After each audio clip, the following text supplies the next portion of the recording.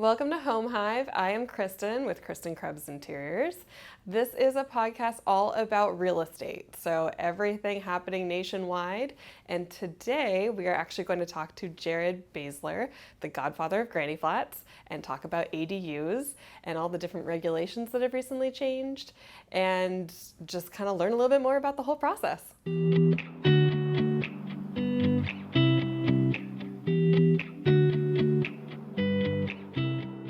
Welcome to Home Hive. I am Kristen, and I am here with Jared Basler, the Godfather of Granny Flats, and we are going to talk a bit about ADUs. Yeah. So, first, what is an ADU? They're known by many names. The common term is granny flat or accessory apartment. Throughout the country, they're known as different terms. But essentially, it's a second rentable unit on your single-family lot. And the state basically made it a lot easier for homeowners to be able to add these to supplement their mortgage, to have family members live with them, multi-generational living, aging in place. It opens up a lot of opportunities. Awesome. Yeah. How'd you get into this? Oh boy. We have a huge housing shortage, and I was working with a developer who we were trying to do these in the city of San Diego, and we had identified, looking at the regulations, there was about 5% of lots that these would work on back in 2016. And when the state law changed in 2017 and went from 5% to 95% overnight, and quickly realized that there was a lot of opportunity out there, but also a lot of misunderstanding. And so beginning of 2017, once we started seeing approvals come through city attorneys rather than building departments, we decided to step more into the advocacy role to help educate not only industry, homeowners, real estate professionals, but also the jurisdictions, because they were having trouble trying to put together their new rules. And so we just jumped into the advocacy, and we've come a long way in the past 2+ years. Awesome. So, for those of us who don't know who you already are or what the Godfather of Granny Flats is, what is it that you do? So I design and permit granny flats. I'm a licensed architect in another state. I would have my license here, but I'm so busy with everything I'm doing that I just haven't had the time to wrap that up. But so we design permit granny flats, and then I also help found and am the subject matter expert for the ADU Coalition, which grew out of the AIA's local ADU working group, really to kind of be that central voice for the for accessory dwelling unit policies, so that homeowners have consistent, correct information, industry understands what the trends are and what the rules are, and for policymakers to understand the effects of their policy decisions and to help them make policies that are data-driven rather than anecdotal-driven, which we've seen a lot of recently in some very enthusiastic mayors and enthusiastic cities, but a lot of the policies aren't driven by data and research. Yeah. So while it creates a lot of excitement, it actually hurts the industry when policies are created without looking at what the effect will actually be. Yeah. So there's even pre-designed floor plans available, yeah, right? Yeah. Apparently, Catherine Blakespeare, Mayor of Encinitas, hi Catherine, it wants to be an architect now. No, so we run this all the time, where we have people that ask, do you have any pre-approved, City of Encinitas had a couple architects draw up plans and they call them permit ready. The issue is that nothing is ever that simple. There's very, very, very few things that you can do with a permit that you can just walk in and get a permit for. Housing units are not one of them. Having done so many of these, I think we're up to 60, 70 at this point. What we see is that 90% of the time, the actual design of the building isn't the complicating factor. It's the complicating factors is everything else on site. And so when you have pre-approved plans, they really don't save you any time or any money because they end up being plans that are designed for so many different situations that they're never the most cost-effective situation for that one lot that you're putting it on. So it really comes down to the fact that they're providing a solution for a problem they haven't really identified. So it's really more of a, when you get back to like the policy decisions, do the data research, figure out what it's going to do, and that's what the ADU coalition helps with. Awesome. So if somebody is wanting to build an ADU, where should they start? So there's lots of great information out there. Don't start with me. Don't call me in the beginning. We tend to get between 100 and 120 calls a month for ADUs. We only take on 4 to 6, so we've got a pretty long waiting list at this point. There's a lot of different companies out there that do kind of homeowner education. Maxbowl is one of them. It does a really good job helping homeowners understand the real things they need to think about, not just where am I going to put this and what's it going to look like, but am I prepared to be a landlord for the rest of my life? Am I prepared to figuring out all of the financials, all of that kind of stuff. So Maxbowl Space is a really good resource for that. The local AIA, the ADU Coalition as well. We have aducoalition.org where people can go on and ask questions and get answers. But aducoalition.org. Yes. Link in the description below. So realistically, it's more of a kind of self-reflection for homeowners to take a look at their own situation, figure out how they can finance this, figure out if it's something they really want to do.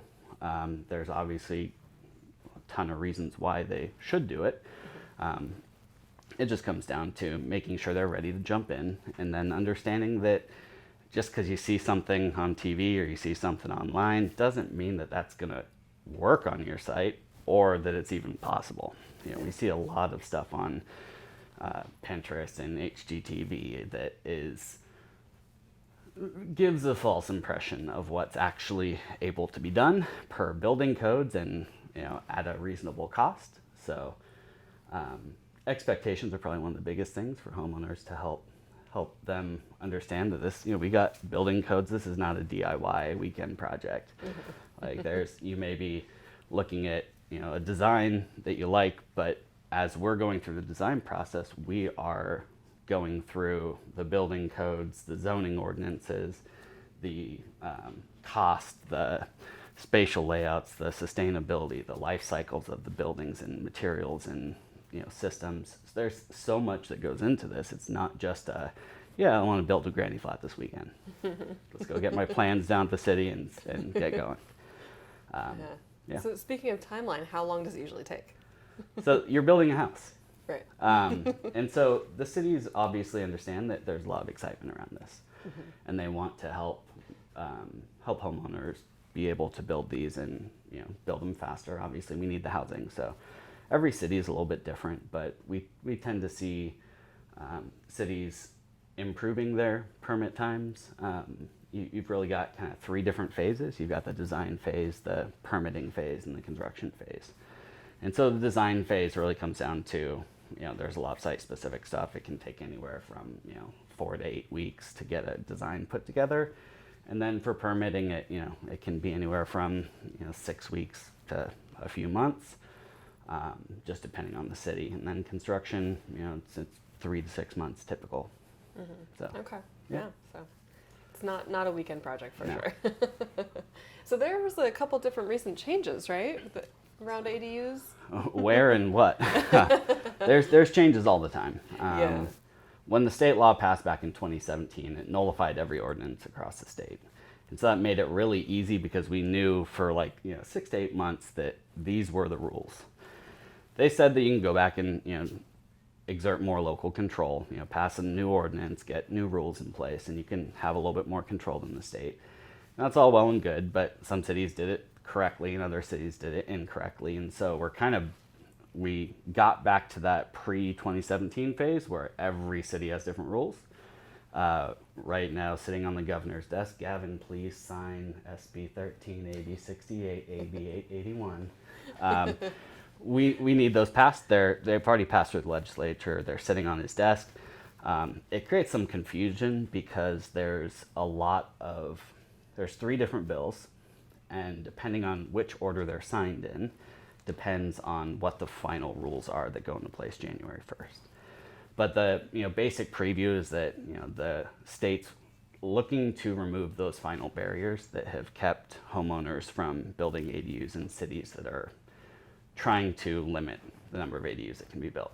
And some of them do it intentionally, some of them do it unintentionally, but it ends up being a situation where cities just try to create as many different constraints, and each constraint maybe only takes 5% of the lots out of the picture, but when you add up all those different constraints, quickly you can see that it's excluding 50-60% of that city's potential sites for ADUs. So the state is coming in and saying no more owner occupancy requirements throughout the state. They're also putting some new size requirements in there so that there were cities that were limited. The state law was that it could be up to 1,200 square feet for an ADU. And some cities were coming in saying, oh, the maximum is 640 and the minimum is 300. And so they're making it very limited what you could do. So the state's trying to open that back up again, say, here's what we're doing. The other big thing that's already passed and is law as of today is that HOAs can no longer prohibit ADUs, which is huge because it's a huge part of the California has a lot of HOAs, and a lot of those HOAs don't allow second units. So this is a great opportunity for homeowners. Yeah, that's awesome. So with this housing crisis, how are the ADUs really going to help? So ADUs essentially are, when you look at the types of rental units that are out there, an ADU is the kind of rental unit that we need in the marketplace. We don't need rentals that are managed by big companies and set at market rate. Anytime you have a homeowner that's renting out a unit on their property, for the most part, you're going to see rents that are below market rate or tend to be on the lower side rather than a company that's just looking, property management company that's just turning these out and just trying to keep it as high of rent as they can possibly get. So these are more naturally affordable units, and that is something that we've seen as homeowners are building these and renting them out. They're not trying to gouge people. They're not trying to get rich off of this. They're trying to supplement their mortgage. And so with the housing crisis and as the market starts to shift, we see more homeowners that are going to need supplemental income this way so that they can actually stay in their homes. And so it really helps us stave off that next kind of downturn, and it helps us build back out of it as well. Nice. Yep. Very cool. So is there anything else you want to talk about for ADUs? Oh God, I can go on all day. But one thing with what you do, obviously you tend to have kind of the same public perception as we do, especially with ADUs now, where homeowners think they can do it themselves. And so what do you see are issues that typically arise that require expertise, because obviously that's what we do, and we understand that. What comes up for you? Oh gosh, I get a lot of the it can be done in a week, and I mean furniture alone, just to furnish a space takes about 8 weeks. So I think the time frame is definitely a shocker for a lot of people,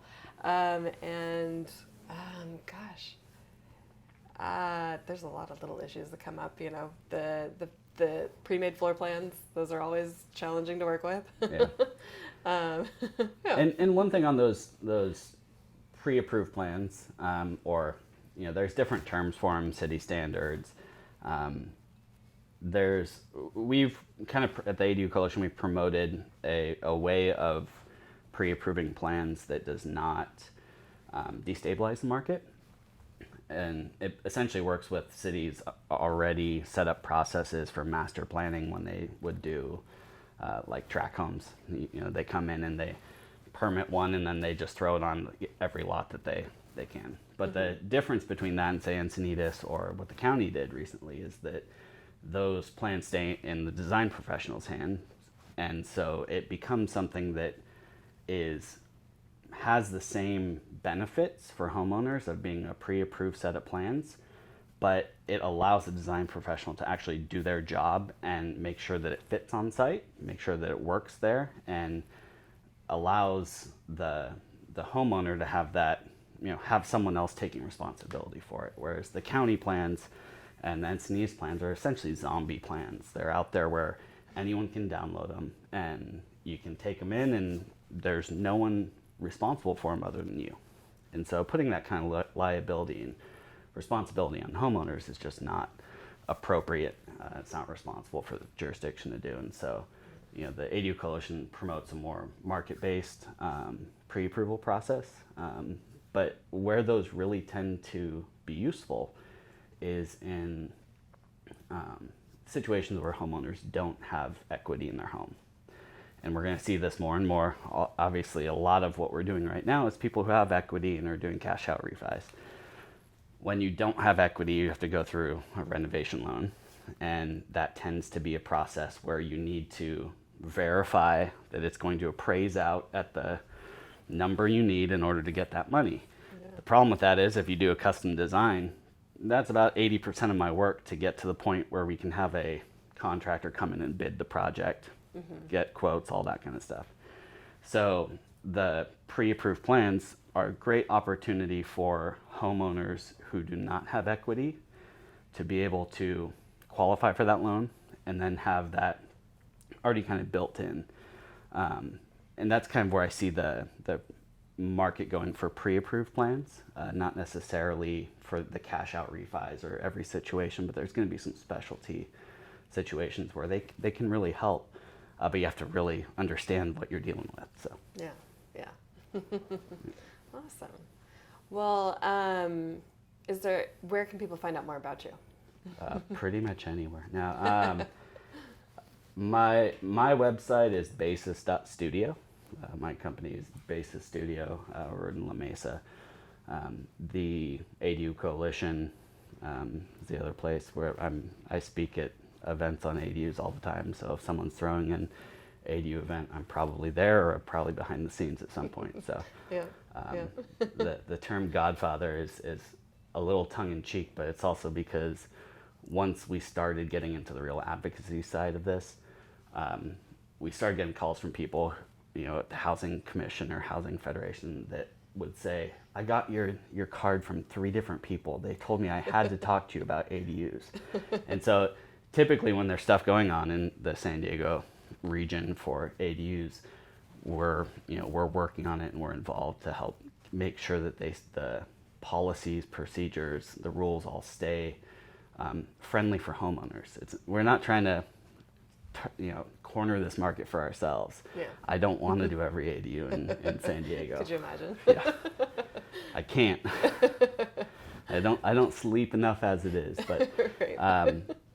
We really want to make sure that this remains an opportunity for homeowners, and some of the policies that we've seen across the region have hindered that. Yeah. So yeah. Well, hopefully we'll just keep seeing better and better changes. Yeah. I think beginning of next year we're going to see a lot of stuff changing across the region. Yeah. Certain jurisdictions already have really good rules in place, and so there's not really anything that needs to change all that much. City of San Diego, La Mesa, county somewhat, are all kind of in really good shape for the changes in state law. Place like Chula Vista, Escondido, those are places that really have work to do. Coronado, the list goes on and on. Yeah. But we got 19 different jurisdictions here in the county, so it makes it really, kind of difficult to service the entire region because you've got 19 different sets of rules. So yeah, it's a lot. Yeah. All right, awesome. Well, so if people want to know more about ADUs, aducoalition.org, right? Yep. And your website, basis.studio. Yes. Right? Yep. Okay. All right. Awesome. Well, thank you, Jared. Yeah, thanks.